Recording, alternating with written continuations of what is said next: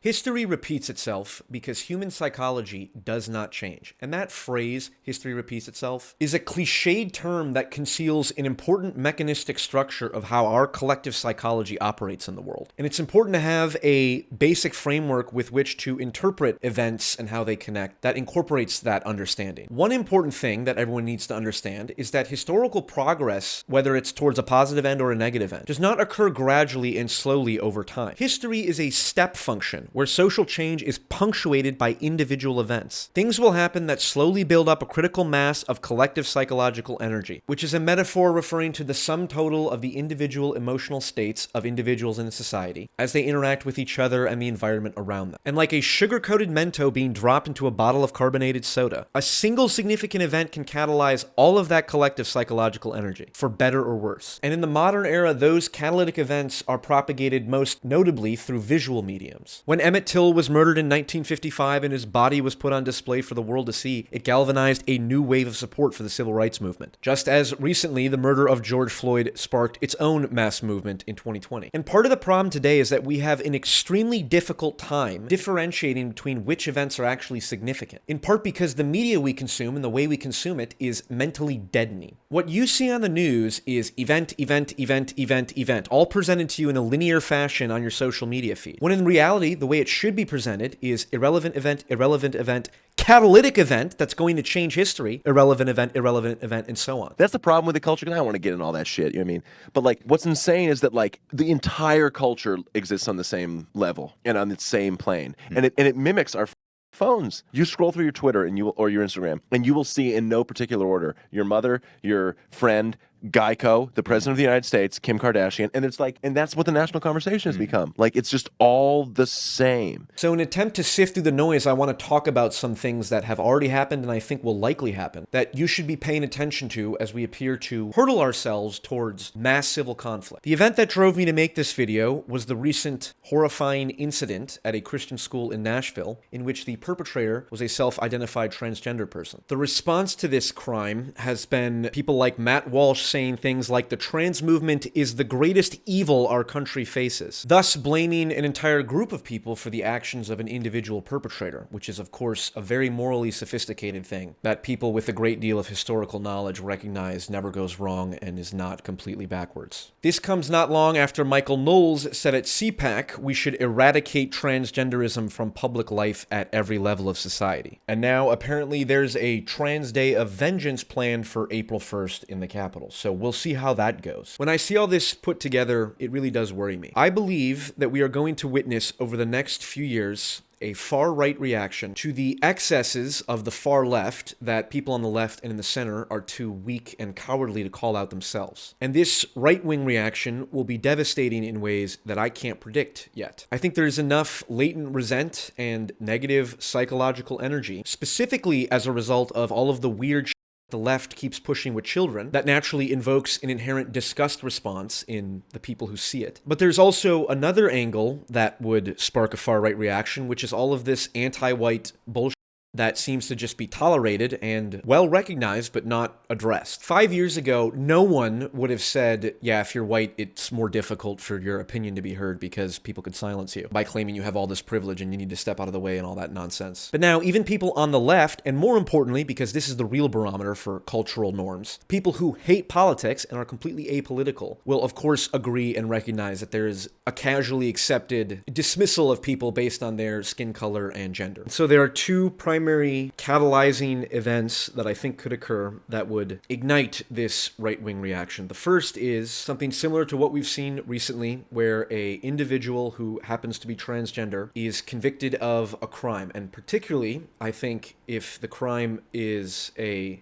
crime, then that is going to be latched on in the media and used to validate all of the worst stereotypes and extreme beliefs that the far right has about transgender people. And that will happen at some point because transgender people, like any group of people, has some extreme minority of people who will commit those kinds of crimes. I am seeing this tension everywhere between trans activists, whatever you want to call them, and hardcore conservatives, religious fundamentalists, and whatever you want to call the right-wing equivalent of trans rights activists. But the other other vector, like I said, would be a racial dimension. And I think an event that, again, will likely happen would be a white person getting murdered by a racial minority, at worst, an illegal immigrant, which would add an entire other dimension to the whole issue. And that murder, that crime being caught on camera and propagated like George Floyd was. There would be a lot of violence of far-right reactionary groups, and unlike the Black Lives Matter riots, it would not have a lot of public support, which means that the reaction to the riots would be violent, because nobody really came out and actively pushed back against the Black Lives Matter rioters at the beginning. But if a white person is killed and some, white lives matter people come out, I think there'll be a tit for tat in the streets, and it will be bad. And the other racially inciting incident could be if things in South Africa continue to escalate, which, if you're not aware, the white minority in South Africa has been persecuted for the last few years, and there are ultra-nationalist political leaders who advocate for violence against those white people. And if things go very bad there, that footage could make its way here in the West, and that could be the inciting incident. And here is the crucial thing that you have to remember that should disabuse yourself of the skepticism you may be feeling of what I'm saying. For the last 10 to 15 years or so, we have been in a period of unbelievable economic growth and stability, with the exception of the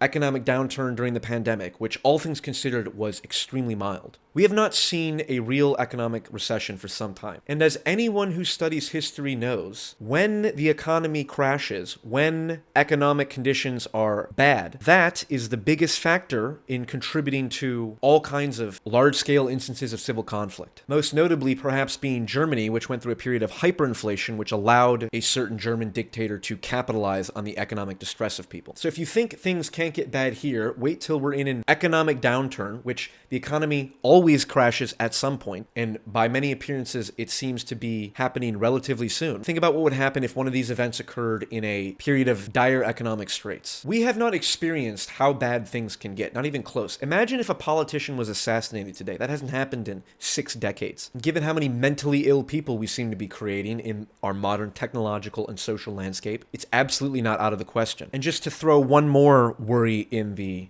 pile, one thing that a lot of people like Elon Musk or Daniel Schmachtenberger will talk about is the likelihood of a domestic terror attack involving improvised explosive devices being attached to personal drones. People already have the capability to do this, and once it happens once and the idea is put out in the public mind, copycats will repeat that and do that on their own accord, just like what happens with the horrible occurrences that have occurred at schools in the last few years, just like what happened with serial killers that would be copycats to each other. The use of drones and modern technology for new kinds of terror attacks is likely. Now, let me say something positive, something negative, and then something positive again. As far as events or things that could turn back this underlying tension, I think there's a couple. As it relates to gender stuff, I really think that when some of these detransitioners win lawsuits against the medical industrial complex that profited from their pain and suffering, to put it lightly, I think if that takes hold in the culture and that serves as a catalyzing story pushing back against the extreme gender ideology that is saturating many parts of the culture, I think that could serve as a real turning point in people just not going along with this stuff anymore and drawing a hard line in the sand when it comes to children. I really think that's our only hope in that regard. And then as far as race goes, I can't think of a single event that would change the tone in culture. I think it has to be a bottom-up thing, and I think that is happening. I see a lot of TikToks that are like that, and I see videos on YouTube. My dark horse prediction would be that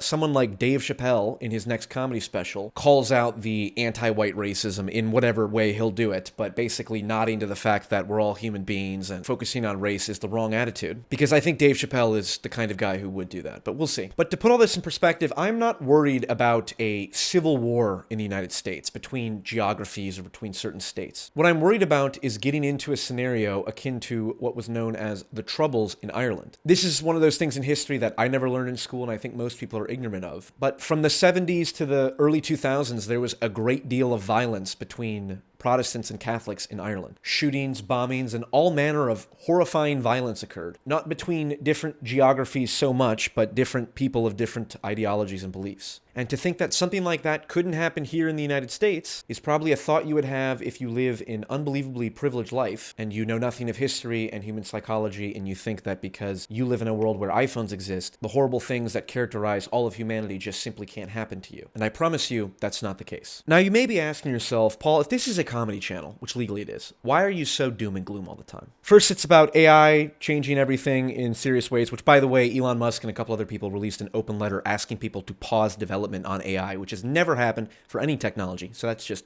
one more element of fun. But the reason that I talk about this stuff is because it is important to pay attention and to understand the environment that you operate in. Because paying attention and having an understanding of things allows you to decide properly when and how to act. When many people decide to act in small ways, when many people agree on cultural norms and agree on drawing lines in the sand, suddenly that impact begins to rapidly snowball in a network effect. And what's more, it only takes a relatively small minority to change culture in positive or negative ways, whether it's the American Revolution or the Bolshevik Revolution. It's only like 3 to 5% of the population that pushes for those changes, and then those changes occur. So I'm not advising anyone to do anything differently in your day-to-day life, and certainly not with your attitude towards your friends and family. I'm advising people to continue to pay attention and to think about how you would conduct yourself in the face of chaos and uncertainty. Because when terrible things happen, if you are intellectually and emotionally prepared, you will be in a position to make sense of things, whereas others cannot. And most crucially, if you can be empathetic while sticking to your values in a time of crisis and division, then I believe the impact you are capable of making will be far greater than you or anyone realizes. And so, on that positive note, good luck and Godspeed.